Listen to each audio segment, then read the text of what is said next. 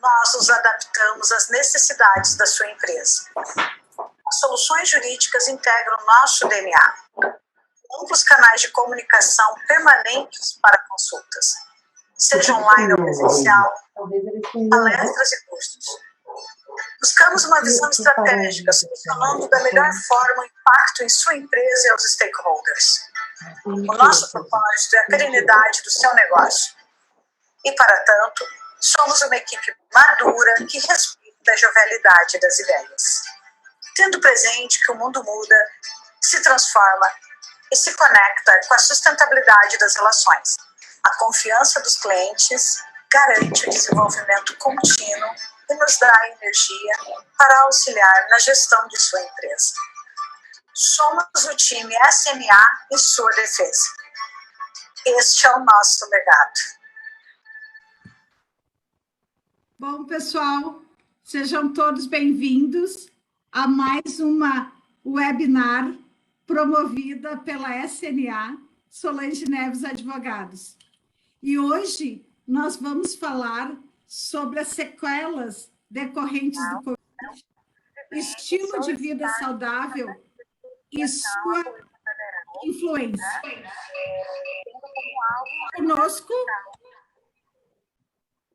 Conosco o doutor Rodrigo Sertório e a doutora Fátima Sertório. Muito obrigado pela presença de todos. É um prazer recebê-los, mas principalmente um prazer receber os meus amigos, doutor Rodrigo, doutora Fátima. Boa noite. Doutor Rodrigo é graduado pela URGS, pneumologista, especialista em endoscopia, terapia intensiva, Tal Regina e Unimed Novo Hamburgo. Boa noite, doutor Rodrigo. Boa noite.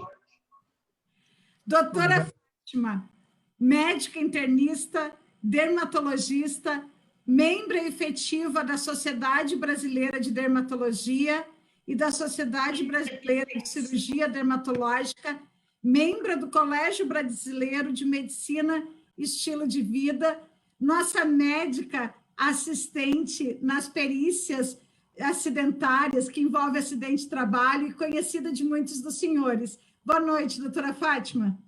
Boa noite, obrigada pelo convite, é um prazer estar aqui hoje. Prazer é todo nosso. Doutor Rodrigo, estamos todos cheios de dúvidas, questionamentos.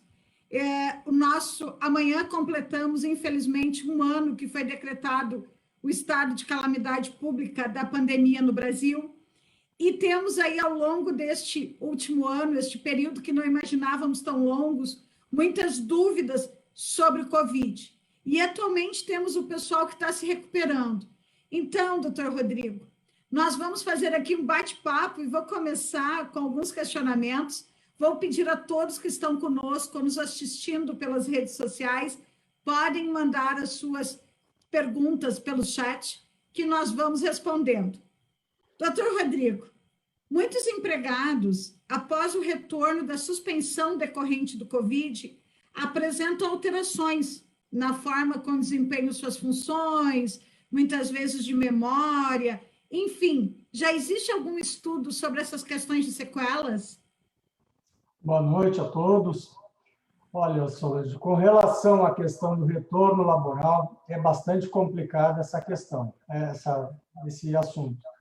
Porque, em geral, das pessoas que foram testadas positivas, aproximadamente 10% delas não vão conseguir voltar às suas atividades laborais num prazo de 3 semanas. Muitas dessas pessoas elas vão adoecer, né? E mesmo após a fase aguda em que elas estiverem enfermas, elas vão persistir com sintomas no pós-quadro agudo. E esse é um grande problema na questão do retorno ao trabalho. Nós temos discutido bastante essa questão, né, com relação em que momento que o funcionário de qualquer empresa vai estar apto a retornar às suas atividades físicas, cognitivas, enfim. E o que a gente vê na prática é que esse indivíduo ele sai do episódio da infecção do Covid um tanto sequelado, né? Ele sai com assim como essa doença tem várias formas de apresentação, também as deficiências que esse indivíduo vai apresentar no pós-infecção são variadas. Isso significa, então, que ao longo desse último ano já se tem uma ideia, pelo menos, todo paciente tem sequelas, doutor Rodrigo? Ou alguns não?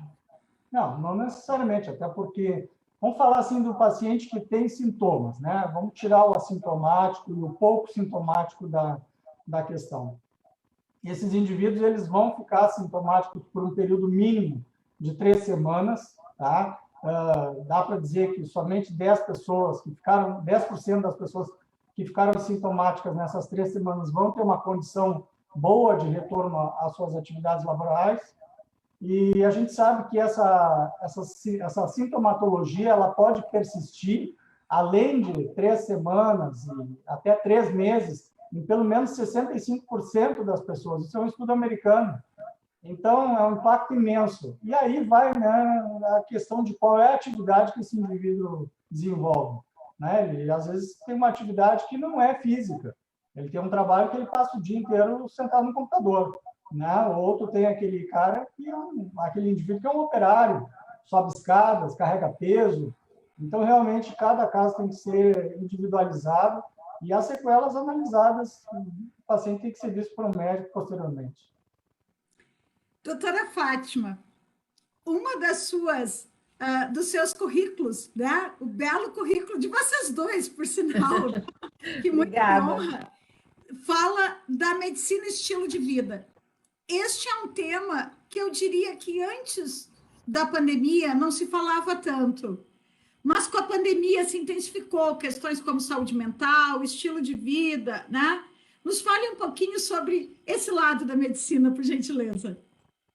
Então, a medicina estilo de vida, acho que a primeira vez que ela foi abordada foi num simpósio europeu, onde se abordou a questão do câncer e o estilo de vida da pessoa, né? Como fazer um controle de câncer associado isso ao estilo de vida de cada um. Mas eu acho que o grande marco na medicina do estilo de vida veio com o Dr. James Ripe, que ele é um cardiologista americano, e ele desenvolveu um livro com a experiência, com todos os estudos, é um cara muito estudioso dessa área, onde ele acreditava seriamente que praticamente todas as doenças, muitas doenças relacionadas ao estilo de vida, tem que ter como intervenção justamente a mudança do estilo, não apenas tratamento farmacológico, como até então se fazia. Então, ele lançou o livro em 99, Medicina e Estilo de Vida. Então, 10 anos depois do primeiro congresso, ele surgiu esse livro, que foi um divisor de águas. Depois se criou o Colégio Americano de Medicina e Estilo de Vida, e em 2018 esse movimento chegou no Brasil, onde se fundou o Colégio Brasileiro de Medicina do Estilo de Vida, e esse movimento está começando a chegar no Rio Grande do Sul, e eu estou tendo o prazer, então, de poder participar. Desde da metade do ano passado, a gente tem um grupo de estudos aqui em Novo Hamburgo, na nossa cidade, e uma vez por mês a gente se encontra e aprofunda os estudos, né? E fala justamente sobre isso, assim, são 6 pilares, onde a gente tenta abordar isso com o paciente, não importa a doença que ele tenha, que é a nutrição adequada, o exercício físico, a qualidade do sono, os seus relacionamentos, tanto no trabalho como relacionamentos pessoais, a diminuição do consumo de álcool e tabaco e terapias alternativas, assim, relacionamentos com suas famílias, com seus amigos, então a questão social desse paciente, né? Então, tudo isso deve ser abordado para a gente melhorar tanto a doença que já está instalada, quanto a doença que vem, preveni-las, né? E acho que o Covid, de uma certa maneira, embora esteja sendo uma tragédia, ele trouxe esse conceito de forma mais importante. Acho que todo mundo se deu conta de que isso realmente faz parte da nossa vida. A gente precisa introduzir bons hábitos na nossa vida, né? Aí fica uma questão, doutor Rodrigo, aproveitando essa questão de bons hábitos, uma das perguntas que chega muito na consultoria, né, quais têm sido as sequelas mais comuns decorrentes da doença? Existe já uma relação com pacientes que praticam atividade física, alimentação mais saudável, Tem algum estudo nesse sentido? Ou as sequelas, elas são variadas? Então, qual é o indivíduo que complica mais no COVID? Né? Qual é o paciente que fica pior, que interna, que faz disfunções orgânicas, enfim? É o paciente hipertenso, é o diabético, né? É o doente cardiovascular. E isso tudo tem relação com o que a Fátima estava falando agora, sobre a questão de como que a pessoa se alimenta, como é que ela mantém seu peso, qual é o nível de atividade física que ela tem. Porque, na verdade, a prevenção da doença cardiovascular, ela faz toda a diferença dentro dessa questão de estilo de vida, né? Então, se a gente tem um indivíduo que ele sempre se cuidou, ele sempre manteve um peso ideal, ele tem um diabetes bem controlado, ele tem uma hipertensão bem controlada, ele não desenvolve a cardiopatia, na hora do enfrentamento da doença, ele vai sair muito melhor, né? E voltando a essa questão das sequelas que tu me perguntaste, quanto mais doente esse indivíduo ficar durante o episódio do COVID, maior vão ser as sequelas depois, né?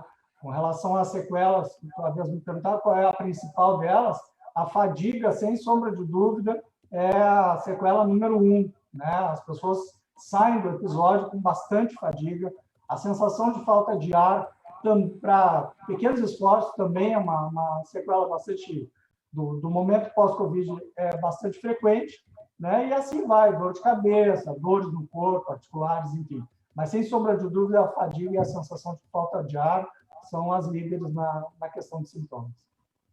E aí entra bem a sua área, né, doutor Rodrigo? Pneumo, né? Exatamente, está todo mundo cansado com falta de ar.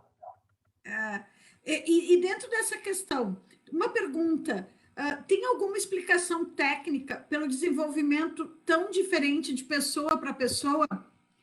Por exemplo, nós temos, às vezes, dentro de uma produção, 50 empregados. 2 pegam, que são colegas, mas as reações são totalmente, tem os assintomáticos. Já existe alguma explicação técnica?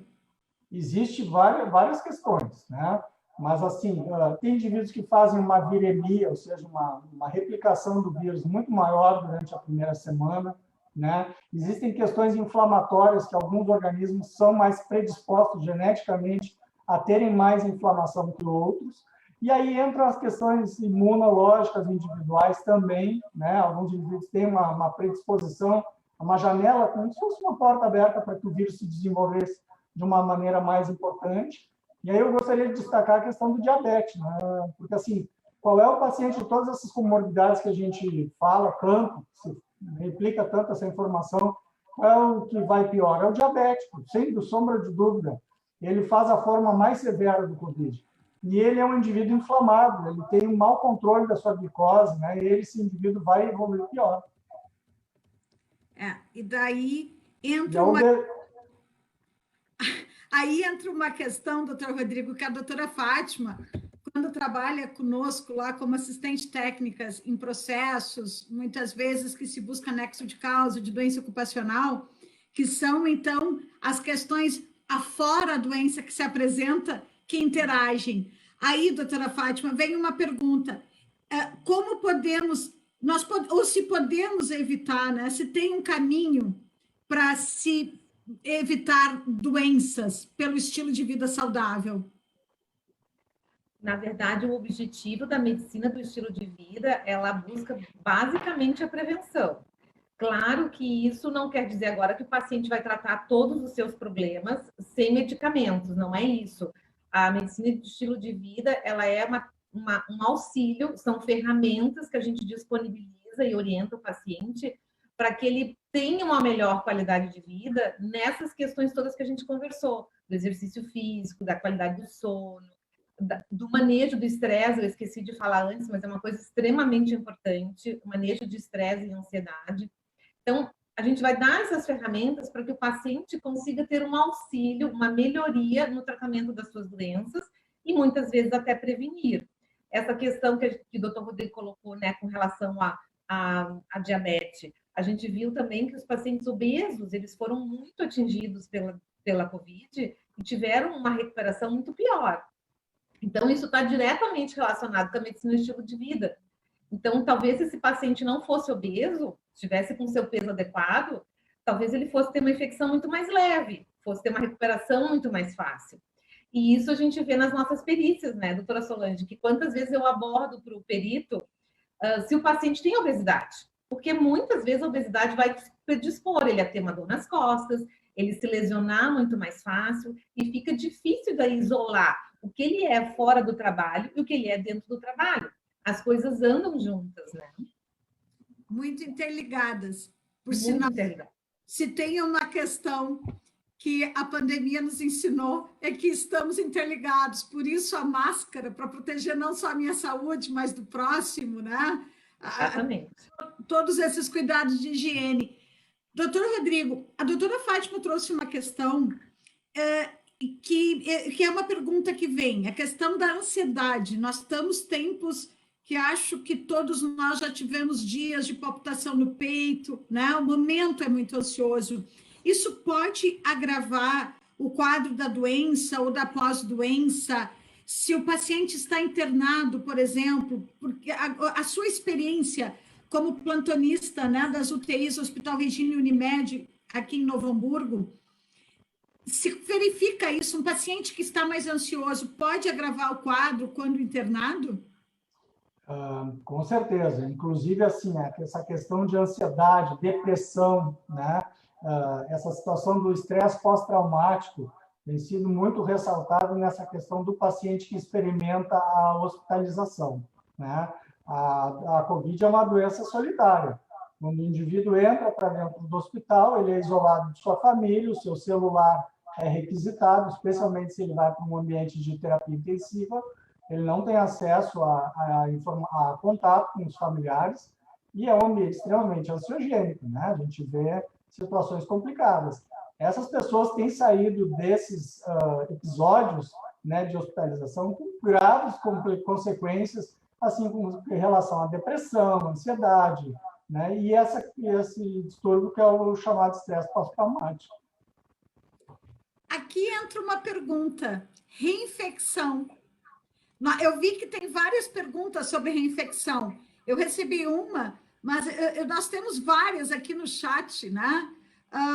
Pegamos Covid em fevereiro, ainda temos sintomas como fadiga, nariz congestionado, dor nas articulações. Essa é uma pergunta que até já falamos, mas quanto tempo devem durar esses sintomas? No mínimo 3 meses. Pode durar até 3 semanas, é quando a coisa vai bem, né? Quando o paciente se recupera muito bem. Agora, em geral, principalmente o paciente que hospitaliza, ele fica 3 meses sintomático. Até porque as lesões ao trato respiratório, elas levam em torno de 3 meses para que a gente veja, inclusive, a questão da resolução radiológica, né? Das lesões pulmonares que ocorrem. Eu vi que a doutora Fátima, que para quem não sabe é uma expert na internet, já foi respondendo muitas questões de vocês, né? O que muito me alegra. Mas eu vou colocar aqui para os demais, nessa questão da reinfecção, porque eu vi que aparece. Tem uma situação aqui que coloca que tem uma amiga que pegou Covid 2 vezes em menos de 4 meses. Já havíamos escutado outros casos similares. Isso tem se tornado corriqueiro na região? E a outra pergunta, existe um tempo para reinfecção? Ela é realmente mais grave? Então, eu acho que essa questão da reinfecção assim, é o assunto do momento, né? Na medida em que a gente tem uma doença que não termina, uma epidemia que não desaparece, ela vai se transformando, ela vai se reinventando. Hoje a gente vê grupos de risco diferentes do que a gente via antes, por serem pacientes mais jovens, obesos, enfim, mas essa doença ela está diferente. E aí é uma grande preocupação que a gente já está 1 ano nessa, né? Nós temos pessoas que contraíram a doença em abril, maio, e elas não têm defesas diante de um vírus que se apresenta de uma forma diferente, né? De uma outra maneira. E as pessoas ficam muito preocupadas, com toda razão. A gente tem visto, sim, casos de reinfecção. Eu recentemente perdi uma paciente, ontem até, ela teve infecção em julho, diagnosticada, PCR, definido, lesão pulmonar, tudo direitinho. E quando foi agora, março, nova infecção, PCR positivo, ou seja, uma reinfecção comprovada. Se vocês pensarem de julho até aqui, com 8 meses, 6 meses, 7 meses, talvez, não muito mais que isso. Então, nós estávamos falando que os anticorpos circulantes eles poderiam durar pelo menos 12 semanas para nos proteger após uma infecção aguda, e que nós teríamos células de defesa que poderiam reconhecer esse agente infeccioso e montar uma nova resposta. Mas, diante de uma situação de reinfecção, que não é comum, mas ocorre, como eu falei, a gente pode até vir a ter uma situação de gravidade, gera uma grande preocupação. Eu diria que a questão da dor de cabeça maior que a gente tem agora é a questão da reinfecção. Essa doença ela se arrasta e nós temos uma população imensa que não vai ter acesso à vacina ainda no primeiro semestre. Aí entra uma outra pergunta, doutor Rodrigo. Existe como um percentual, talvez a doutora Fátima possa nos auxiliar aqui, mas coloco mais para o doutor Rodrigo pelo seu contato com as UTIs. Existe um percentual mínimo da população que precisa estar vacinado para a doença efetivamente começar a se estabilizar? Não, nós teríamos que vacinar toda a população hoje, senão a cadeia não termina. Essa doença ela vai mudando. Nós temos indivíduos que já tiveram a doença há muito tempo e, portanto, não tem uma resposta imunológica adequada ao recontato com o vírus. E, como eu estou falando, a gente tem que... Agora, eu acho que, passado um tempo, a gente já tem uma visão de longo prazo com relação a essa doença. E a gente tem que pensar lá adiante. Enquanto a gente não conseguir fechar completamente, bloquear essa doença, o problema não se resolve. Temos muito tempo ainda de preocupações, então. E crianças, doutor Rodrigo, podem ser infectadas? Isso é o nosso novo pesadelo. Nós temos visto muitos pacientes com faixa etária de 30 anos, às vezes obesos, às vezes com alguma intolerância à glicose, diabético, às vezes hipertenso, mas às vezes sem doença alguma. E já começou a aparecer paciente de 20 e poucos anos, 17, e já tem relatos de crianças também. Nós tínhamos uma ideia de que essa doença era uma doença de idosos, uma doença de velhos, né? Nós chegávamos no ambiente da UTI e nós víamos pessoas de 70, 80, enfim, 60 e tantos anos, hospitalizadas com complicações. E nos preocupa muito essa juventude, né, nos pacientes, porque isso mostra que nós vamos continuar com algo que a gente não está conseguindo controlar, em faixas etárias cada vez mais baixas. Aí, doutora Fátima, precisamos de novo de estilo de vida, porque se nós temos aí noticiários com notícias pesadas, é a realidade. Eu fico imaginando, doutor Rodrigo, após um expediente seu em UTI, como manter, doutora Fátima, e aqui conseguir manter a saúde mental, mas principalmente um estilo de vida que se consiga ter um bom sono, todas essas questões que falamos antes. A questão do exercício físico, eu acho que ele é uma ferramenta maravilhosa agora, durante essa pandemia, porque ela melhora muito os níveis de ansiedade e de estresse. Então, é uma válvula de escape. Claro que não existe uma fórmula mágica, né? Cada pessoa, ela tem um gosto peculiar, ela vai se agradar de exercícios diferentes. Então, uma pessoa vai gostar mais de nadar, outra vai gostar mais de correr, de andar de bike, fazer caminhadas, enfim. Mas o importante, e a caminhada é uma coisa que o doutor James Rip, que é esse cardiologista que criou a medicina estilo de vida, né, que ficou a marca dele, ele é um defensor das caminhadas. Inclusive, ele instituiu o caminhar com o médico, né? Ele incentiva os seus pacientes, ele faz momentos assim de caminhadas coletivas dele com um grupo de pacientes para incentivar as caminhadas como sendo um exercício ideal. E realmente isso diminui o estresse, né? Então, a pessoa mas ela tem que fazer isso regular. Então, isso que eu acho que é o diferencial. Não basta ela caminhar quando ela tem tempo, ela tem que criar uma ferramenta de que isso é prioridade. Como comer, como dormir, como respirar, ela tem que fazer exercício. Então, isso é colocar, né? Isso é importante que as pessoas comecem a se conscientizar disso.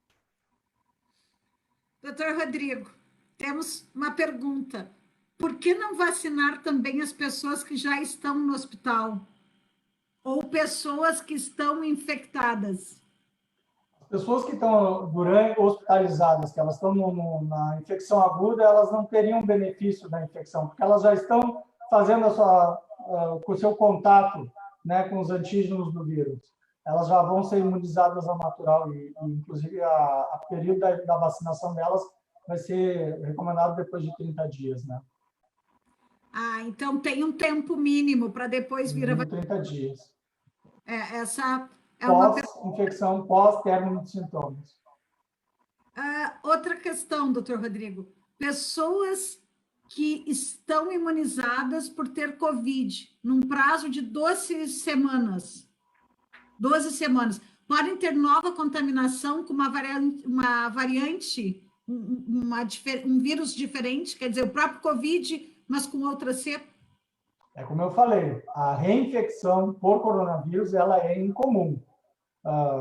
Poder pode, mas não é o que a gente costuma observar. No caso, inclusive, que eu citei, tinha vários meses de diferença, né?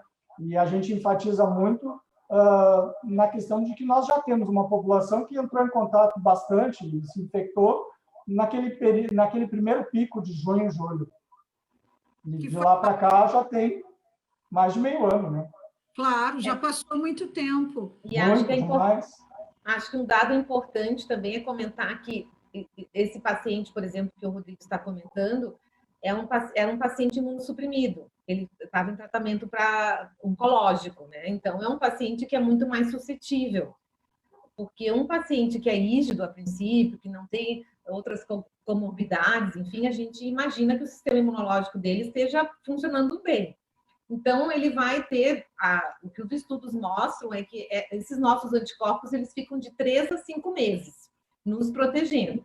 Mas isso é imunidade humoral. A gente tem a imunidade celular, que é feita por linfócitos diferentes, e ele, ao entrar em contato com o vírus novamente, a tendência é que ele vai estimular a produção de anticorpos. Então, a reinfecção ela é muito incomum. Ela vai acontecer provavelmente num caso particular, como, por exemplo, nesse paciente que tinha um tratamento oncológico e estava com as suas defesas diminuídas.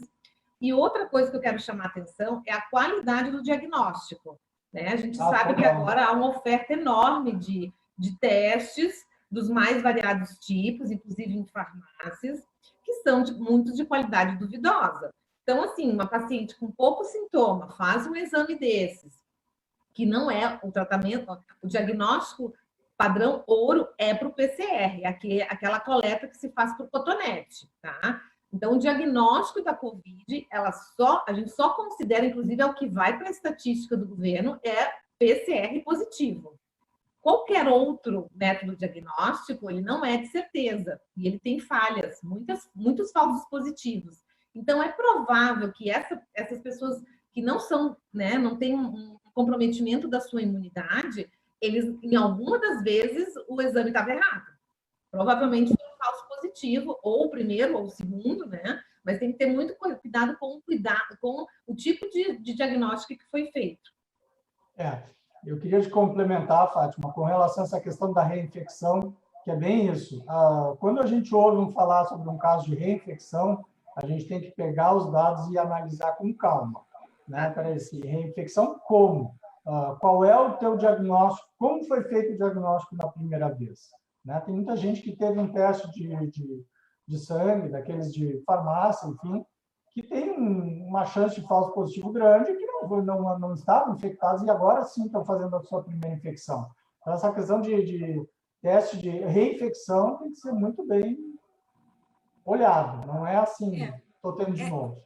É essa análise que eu gostaria de saber, né? Tem gente que acha que teve, que os familiares tiveram e acha que teve, não fez teste nenhum e agora está dizendo que está com reinfecção. Exatamente. Não é bem assim. A gente tem que ter a comprovação do PCR nos 2 episódios com um intervalo de tempo bastante longo. Ou então fez um teste que pode ser um falso positivo. Positivo. Temos os falsos negativos, temos os falsos positivos. Né? Todo o contexto. Doutor Rodrigo, tem uma pergunta aqui. A variante P1 é mais agressiva que a outra? Quem teve Covid com sintomas leves corre mais risco com essa nova variante? A princípio, a variante ela não é mais agressiva e quem teve Covid anteriormente com sintomas leves, não necessariamente, né, como eu falei, é incomum a reinfecção mesmo com uma nova variante. Claro que ao longo do tempo, e aí saliento novamente, a gente está com casos de pessoas que já tiveram infecção em março, fechou um ano, né? Então, aí quanto mais tempo dista a infecção anterior, maior a chance da reinfecção. Uma outra questão, também para o doutor Rodrigo, a questão da tipagem do tipo sanguíneo, isso procede? A gente não dá a menor bola para isso. Existe um trabalho publicado no New England, que é uma revista de bastante impacto na medicina, mas a gente realmente nem faz tipagem sanguínea de paciente quando está internado, porque isso simplesmente não muda o nosso olhar. A gente faz vários exames para ver o grau de inflamação, o grau de disfunção orgânica, hepática, renal, o risco de tromboembolismo, uma série de questões. Mas essa questão da tipagem sanguínea, ela fica no vazio. Ela não tem utilidade. Não vai influenciar. Não. Ainda, a recomendação contrária à vacina para a pessoa que, quando vacinada, por exemplo, pela influenza, tem reação forte após? Não, a princípio não haveria uma contraindicação. Não. Para a pessoa que já teve reação com a vacina da influenza, não. Ou seja, vamos vacinar, que venha a vacina. Eu brinco, doutor Rodrigo e doutora Fátima, que não importa o tipo de vacina. Tirei nossa câmera, Eu vou estar lá. Querem aparecer na câmera? O importante é que a gente tenha acesso, né? Sim. O mais importante é o acesso, com certeza. Sim. Ainda, as empresas estão muito preocupadas em como lidar com essa situação que está se agravando cada vez mais. Na visão de vocês, além do atendimento dos protocolos, planos de contingenciamento, cabe à empresa RH entrar nas questões de saúde do trabalhador? Essa é uma questão, doutora Fátima, que tem entrado muito, né, no sentido de ter as informações sobre comorbidades para liberar ou impedir o trabalho na empresa. Aqui nós temos um debate jurídico muito forte, que é uma questão que fica um debate, inclusive na minha área, que é direito do trabalho, no mundo pós-pandemia.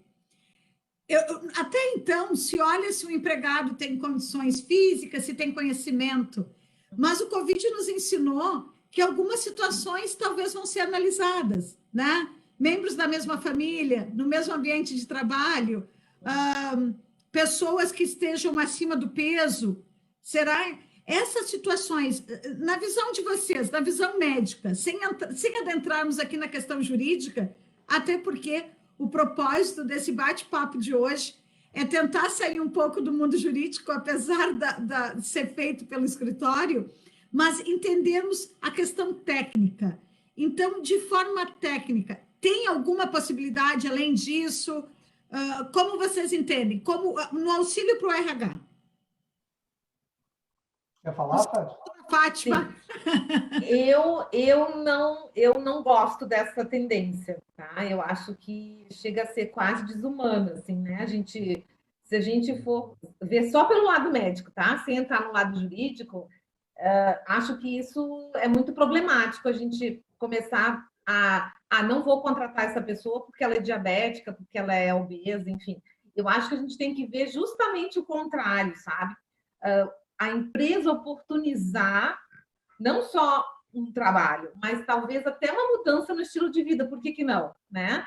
O seu refeitório vai servir coisas mais saudáveis, ele não vai ser uma fonte a mais para esse empregado engordar, ele vai estimular a atividade física do seu, né, fazer palestras de incentivo, fazer, né, às vezes até disponibilizar na empresa um momento de atividade coletiva, enfim, a gente pode ter muita criatividade nesse sentido, mas a gente tem que ter muito cuidado com a gordofobia, enfim, a gente vai substituir daí às vezes preconceitos antigos que se tinha por coisas novas. Eu acho que isso aí a gente tem que ter muito cuidado, tem que ser evitado. Eu acredito que as empresas possam, sim, estimular as pessoas a terem um estilo de vida mais saudável. Porque, assim, qual é o indivíduo que tem risco de adoecer de uma forma mais grave? É o diabético, é o hipertenso, doença cardiovascular. Doença cardiovascular se previne como? Evitando o tabagismo, controlando o colesterol, controlando a pressão, controlando os fatores de risco, né? O indivíduo que é hipertenso não basta tomar remédio, ele tem que comer comidas com baixo teor de sódio, ele tem que perder peso, ele tem que fazer atividade física regular, o diabético tem que controlar sua glicemia, ele tem que controlar sua alimentação. E como eu falei, como a Fátima falou, se tu começa pelo refeitório da tua empresa a demonstrar boas práticas, eu acho que é bem interessante. Eu deixei a questão no âmbito técnico, né? Porque eu vejo que, e aqui já entrando para o final desse nosso bate-papo, que ele é tão agradável, e vocês podem não acreditar, nós já estamos aqui agora há 40 minutos, vamos fechar 40 minutos de bate-papo. Né? Passa voando, por quê? Porque estou com dois profissionais que conhecem muito daquilo que falam, excelentes, e tenho absoluta certeza que, acima de tudo, o que a pandemia nos ensina? Precisamos ver a questão humana. Né? Essa doença atacou as pessoas e precisamos das pessoas saudáveis para a nossa economia funcionar. Acho que tem um legado aí, por mais triste que seja o momento, por mais que se esteja perdendo vidas, tem um legado positivo, como sempre tem numa guerra triste como essa, né? E aqui eu faço um questionamento: o legado, fica alguma questão boa nos hospitais, doutor Rodrigo, ou não? Fica para a saúde um legado positivo, por mais triste que seja o momento e que não queríamos viver isso? Eu acho que fica, assim, um legado. Por exemplo, a questão das infecções virais, né? A gente sempre lidou com influenza, rinovírus, vírus de resfriado, vírus de outros vírus respiratórios. E, por exemplo, o acesso ao PCR era algo bastante restrito aos hospitais privados, né? Eu acho que isso vai mudar muito daqui para diante, porque um PCR para influenza, que antes a gente só tinha num hospital privado, um serviço privado, eu acredito que vai se disseminar como popularizou a técnica, né? Hoje se faz PCR para amplificação de vírus em vários locais. Eu acho que isso é um legado. A capacidade de mobilização dos hospitais, de montar leitos, os equipamentos que foram comprados, têm sido comprados, tudo isso vai ficar, né? O treinamento dessas equipes todas que estão em ação, isso tudo é um legado. Sim. E a própria doutora Fátima. Oi. Não, eu ia comentar da utilização da ferramenta tecnológica também, que eu acho que isso foi uma situação que a gente teve que acabar lidando e aprendendo a lidar, mas, por exemplo, as teleconsultas, né? Os próprios convênios tiveram que criar uma ferramenta para disponibilizar para os seus usuários a possibilidade de fazer uma consulta online. Então, isso eu acho que vai ficar também. Às vezes, a telemedicina, né? Pessoas que estão aqui poderem fazer uma assistência a um paciente que está no interior, que não teria como fazer consulta com um especialista, por exemplo. Então, eu acho que essas plataformas, tanto na área privada quanto na área pública, vão ficar, vão melhorar, e acho que deu-se um salto muito grande na tecnologia. Então, temos um legado que podemos dizer que aprendemos muito mais, né, em termos de saúde. Doutora Fátima, uma última questão. Queda de cabelo é uma sequela do Covid? Pois então, nós sabemos que o ciclo capilar ele pode sofrer uma intensificação de renovação após qualquer doença. Então, por exemplo, o paciente fez uma cirurgia, ficou acamado, custou a se recuperar, emagreceu. 3 meses depois, ele vai ter o que a gente chama de eflúvio telógeno, ou seja, um fio que ia ficar mais tempo no couro cabeludo, ele amadurece mais rápido e cai. Vai vir um fio novo, mas a quantidade de fios que cai é muito angustiante, o volume diminui de cabelo, então é uma situação bem desconfortável para quem está sofrendo. E a infecção viral, como a Covid, especialmente nos pacientes que ficaram mais afetados, que chegaram a internar, que tiveram repercussões na sua vida de terem ficado mal, né? Emagrecido, enfim, teve pacientes que, embora não tenham sido hospitalizados, eles perderam o olfato, consequentemente o paladar, e ficaram sem comer. Então, eles acabaram emagrecendo. Então, eles não tiveram uma doença grave, mas isso repercutiu na questão do peso e vai ter uma perda de peso, vai ter uma perda de cabelo uns 3 meses depois. Mas o interessante que a Covid trouxe de diferente é que essa perda de cabelo ela é mais precoce. A maioria dos trabalhos, após uma doença como as que eu comentei, é 3 meses depois que começaria a cair o cabelo. E na Covid a gente percebe, às vezes, 3 semanas, um mês, já está caindo o cabelo. Então, isso a gente percebeu que afetou de forma mais rápida. Mas é uma situação que normalmente responde sozinho, fica caindo uns 3 meses ali, depois recupera. Mas quando isso angustia a pessoa, ela pode procurar ajuda do dermatologista, que ele vai dar um suporte de alguns medicamentos, algumas aplicações tópicas, enfim, de medicamentos que vão ajudar esse tempo ser mais breve. Uma recuperação, então, já veio a segunda pergunta, uma sugestão de tratamento. Nós temos aqui um depoimento, né? Muito obrigado pela oportunidade de participar, né, deste bate-papo. Parabéns ao escritório, muito obrigado. Gratidão aos especialistas pelo tempo e informações compartilhadas. Aqui estamos nos recuperando do Covid, 14º dia, e este evento veio no momento muito sensível. Gratidão mais uma vez. Gratidão para todos vocês que estão conosco, que estão se recuperando, mas aqui, já indo para as perguntas finais, eu quero deixar o meu agradecimento. Eu brinco que o Dr. Rodrigo e a doutora Fátima são os anjos da minha família e deste escritório que patrocina esse evento, né? Porque, efetivamente, muito além de ser a nossa médica assistente nos processos, a doutora Fátima é a primeira a nos tirar dúvida. Neste último ano de pandemia, podem todos os senhores saber que muitas das respostas que vieram para as nossas empresas passaram pelas mãos do Dr. Rodrigo e da doutora Fátima, e muitas questões que às vezes pensam, olha, o advogado que está informando, mas a questão é técnica de interpretação. Eu vejo que é o momento de repensarmos as nossas medicinas do trabalho. A doutora Fátima e o doutor Rodrigo trouxeram uma questão maravilhosa. O problema não é mudar o perfil de quem vamos contratar. Nós precisamos, né? E vai ter que ser uma mudança de educação, uma mudança de cultura, uma mudança de mentalidade, do refeitório, da alimentação, das pessoas entenderem a importância de tudo isso. Então, agradecendo, doutor Rodrigo, que começou conosco, uma última fala, digamos assim, um último conselho, né, para esse momento aí de um ano de pandemia, para as famílias que estão com Covid nos escutando, uma fala sua que vive o dia a dia da UTI, como eu disse, é só agradecer. Bom, eu queria encerrar só comentando que o assunto de hoje é as sequelas do Covid, né? E, assim, dentro do que tem se falado sobre a síndrome pós-Covid, entre todas as sequelas, talvez a mais grave seja a sequela psicossocial, né? E onde a camada mais desfavorecida da população está sendo grandemente afetada.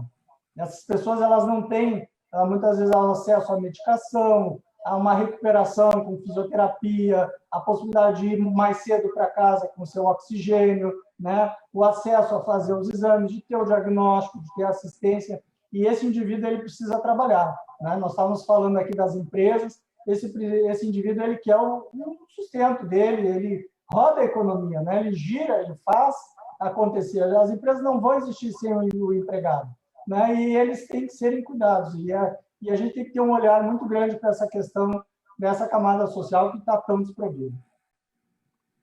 Muito obrigado. Doutora Fátima, uma última fala sua sobre esse momento, sobre, quem sabe, a gente tentar ver, eu sempre brinco, né, um olhar positivo, e ninguém melhor, doutora Fátima, que a sua pessoa para dar um olhar positivo na vida. Que amor. Bom, eu deixo, então, o meu recado, a minha dica, para vocês investirem no estilo de vida, para vocês, acho que essa pandemia, ela oportunizou a gente olhar para si próprio, então, corrigir essas questões, assim, eu sempre brinco com aquela analogia do voo, onde a gente tem uma despressurização de cabine e cai a máscara, né? Onde é que a gente vai colocar a máscara primeiro? Na gente, e depois a gente vai auxiliar quem está ao nosso lado, seja filho, seja marido, seja pai, mãe. Por quê? Porque a gente tem que estar bem para poder cuidar do outro. A gente tem que estar bem para poder trabalhar. a gente tem que estar bem para cuidar dos que a gente ama. Então, se você não estiver bem, se você não estiver dormindo bem, se você não estiver fazendo exercício, não estiver comendo direito, a sua saúde não vai estar bem. E, consequentemente, todo o resto não vai estar legal. Então, a gente precisa que esse indivíduo esteja bem para exercer suas atividades, ter uma qualidade de vida, exercer, porque é tão bom estar vivo, né? E eu quero deixar também uma esperança, porque não perca a esperança, o mundo vai melhorar, vai vir vacina para todo mundo, e, por enquanto, máscara, álcool gel e não aglomerar. Um beijo grande para todos. Muito obrigado. Pessoal, eu sou Solange Neves. Por favor, nos acompanhem, mandem sugestões de eventos pelos nossos canais da SNA Solange Neves Advogados. Em meu nome, muito obrigado por todos que estavam conosco. Mais uma vez, doutor Rodrigo, doutora Fátima, obrigado. E obrigado por terem escolhido essa profissão de médico. A pandemia nos mostrou a importância de vocês, das enfermeiras, do nosso SUS, né?